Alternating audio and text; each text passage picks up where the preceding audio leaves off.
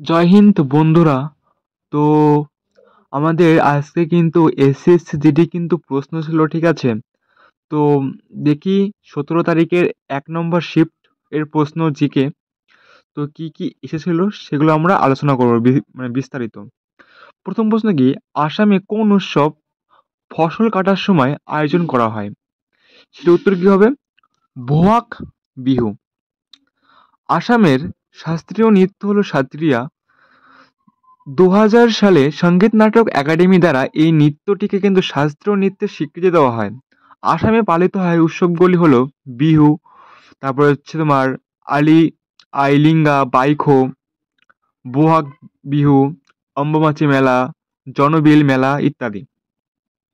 2 নম্বর প্রশ্ন কি ছিল যে দারিদ্রতা দূরীকরণের জন্য কোন পঞ্চবার্ষিকী পরিকল্পনার জোর দেওয়া হয়েছিল? পঞ্চম পঞ্চবার্ষিকী পরিকল্পনা, ঠিক আছে? তো দেখে নিন এই সম্পর্কিত প্রশ্ন।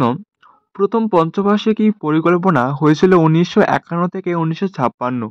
প্রতিটা কিন্তু 5 বছর পর পর কিন্তু হয়েছিল আমাদের এই পঞ্চবার্ষিকী পরিকল্পনা, ঠিক আছে?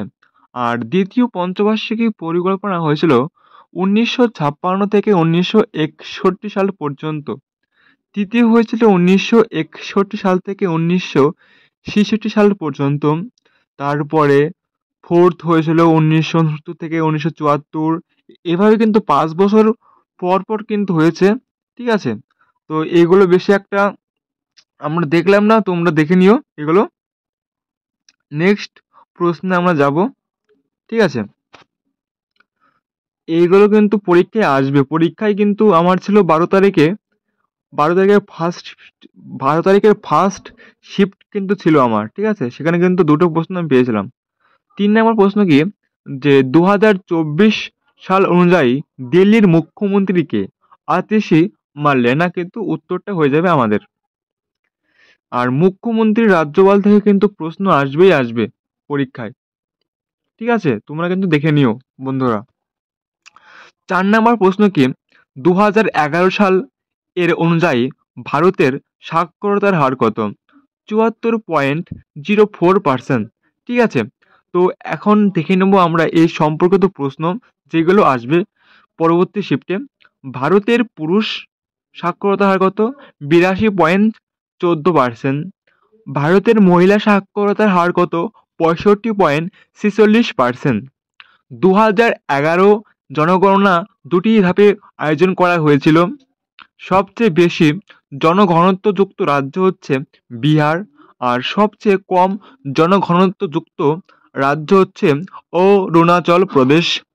আর সবচেয়ে কম জনসংখ্যা রয়েছে লাক্ষাদ্বীপ কেন্দ্রশাসিত অঞ্চলে। আর সবচেয়ে বেশি জনসংখ্যা রয়েছে উত্তরপ্রদেশ রাজ্যে। সবচেয়ে কম জনসংখ্যা রয়েছে সিকিম রাজ্যে। আর সবচেয়ে বেশি লিঙ্গানুপাত হলো কেরল রাজ্যে।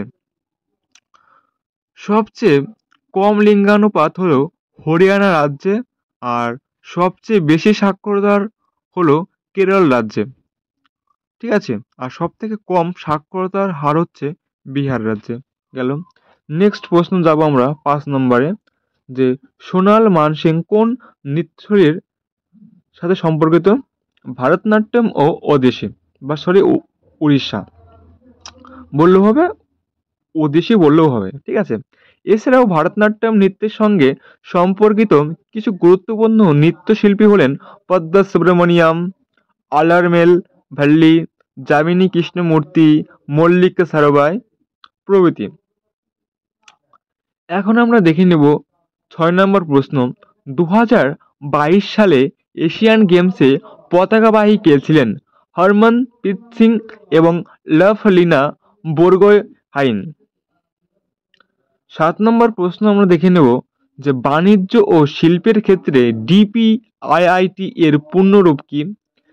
শিল্প ও অভ্যন্তরীণ বাণিজ্যের প্রচারের জন্য বিভাগ, ঠিক আছে বন্ধুরা? এটা কিন্তু উত্তর হয়ে যাবে। 8 নম্বর প্রশ্ন কি, যে 25তম নির্বাচন কমিশনার কে ছিলেন? রাজীব কুমার। আর নির্বাচন কমিশন কিন্তু রাষ্ট্রপতি দ্বারা কিন্তু তোমার মানে শপথ নেয়। 9 নম্বর কি প্রশ্ন বন্ধুরা, সংবিধানের ৭৪তম সংশোধনী কার সাথে সম্পর্কিত? শহরের স্থানীয় সংস্থা ইউএলবি বা নগর সরকারগুলির সাথে সম্পর্কিত। ঠিক আছে বন্ধুরা? আর এই সংশোধনী আইনটি কিন্তু 1993-তে কিন্তু চালু করা হয় 1 জুন। 10 নম্বর প্রশ্ন হচ্ছে 2011 সালের আদমশুমারি অনুসারে কোন রাজ্যে জনসংখ্যা প্রতি বর্গ কিমিতে কম? অরুণাচল প্রদেশ। কোন প্রণালী ভারত ও শ্রীলঙ্কার মধ্যে অবস্থিত? পক প্রণালী বা মান্নার উপসাগর।